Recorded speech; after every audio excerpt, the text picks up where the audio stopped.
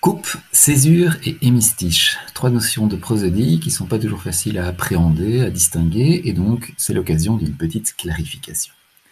Alors tout d'abord, la prosodie, qu'est-ce que c'est? C'est l'art de prononcer les vers en respectant quelques règles phonétiques. Alors pour d'abord se mettre d'accord sur le contenu, on va passer en revue la première strophe du poème, du très fameux poème Demain dès l'aube de Victor Hugo, et voir si on est d'accord sur le nombre de syllabes. Ça permettra de revoir implicitement les notions de muet, diérèse et synérèse, qui peuvent faire l'objet d'une autre vidéo. Bon, voyons ce que ça donne. Demain est l'aube, à l'heure où blanchit la campagne, je partirai. Je sais que tu m'attends. J'irai par la forêt, j'irai par la montagne, je ne puis demeurer loin de toi plus longtemps. C'est un peu ça. Normalement, c'est plus beau. Hein. Demain dès l'aube, à l'heure où blanchit la campagne, je partirai. Vois-tu, je sais que tu m'attends.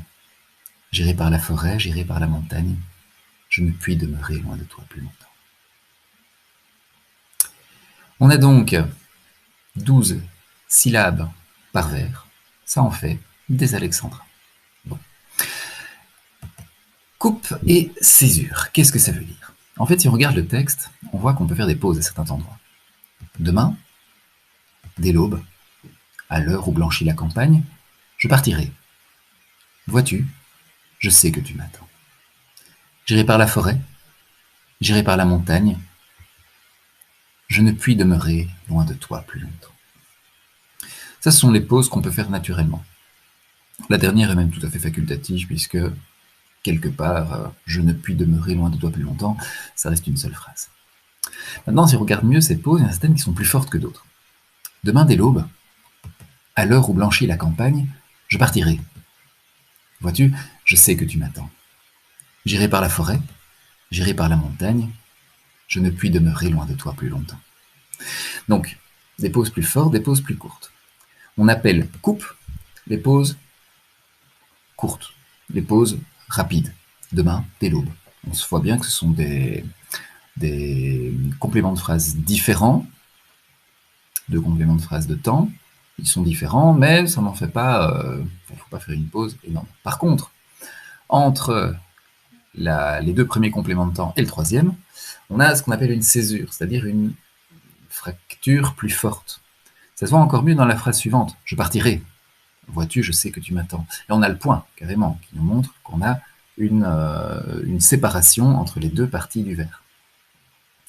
On a donc ici 3 coupes, 3 césures. Mais alors, on entend parfois parler de césure à l'hémistiche. Qu'est-ce que ça veut dire exactement? C'est le dernier point qu'on va examiner. Si je fais le lien avec ce qu'on a vu dans un premier temps, et qu'on regarde le nombre de vers, le nombre de syllabes qu'il y a par portion de vers, on voit que demain c'est 2 syllabes, dès l'aube c'est 2, à l'heure où blanchit la campagne c'est 8, je partirai 4, vois-tu 2, je sais que tu m'attends 6, et puis tout le reste c'est 6. Or 6 est un chiffre particulier, puisqu'on sait qu'on a des alexandrins, des vers de 12 syllabes, 6 c'est la moitié de 12. Comment est-ce qu'on dit la moitié en grec? On dit hémi. Et comment est-ce qu'on dit le vers en grec? C'est stikos. Donc l'hémistiche, c'est le demi-vers. Ainsi, si on prend la dernière phrase, on a 2 hémistiches. Je ne puis demeurer, 1, 2, 3, 4, 5, 6. Loin de toi plus longtemps, 1, 2, 3, 4, 5, 6. Et lorsque, comme dans le vers 3, on a la césure au milieu du vers, on parle d'une césure à l'hémistiche. Voilà, j'espère que tout ça est maintenant plus clair et que ça pourra vous servir.